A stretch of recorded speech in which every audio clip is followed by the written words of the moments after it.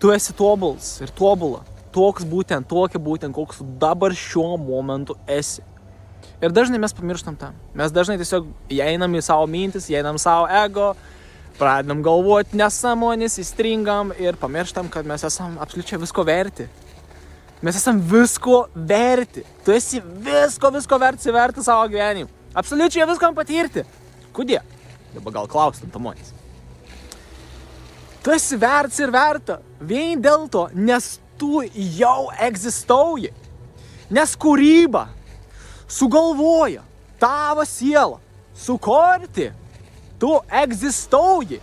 Tu jau egzistava milijardus, trilijonus metų. Ir tu visą laiką toliau tęsi egzistuoti. Tu niekad nenustosi egzistuoti. Jeigu tu egzistuoji jau dabar, ką fizinė asmenybė, kur tu dabar to nedarau, nes tu žiūri video dabar, tai reiškia, tu egzistuoji.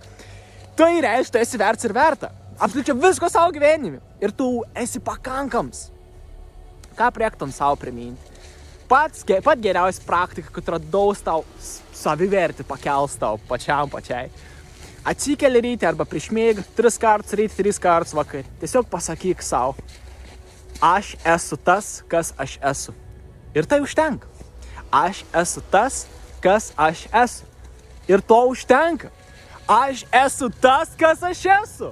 Ir to man užtenka. Viskas. Tiesiog primink savo. Nes tu esi amžina būtybė. Kur tu tik skubi? Tu vis laik turėsi laiko patirti kažką, kur tu dabar galvoji, kad nespėsi. Tu vis laik turėsi dar vieną galimybę. Inkarnuotis į kitą asmenybę ir išmokti kažkokią kitą pamoką, kur gal dabar norėtum, bet tau iš tikrųjų gal nors nereikia. Tu vis laik turėsi laiko viskam. Tu esi viskas tas, kas yra. Niekada tu to nepamiršk. Niekada.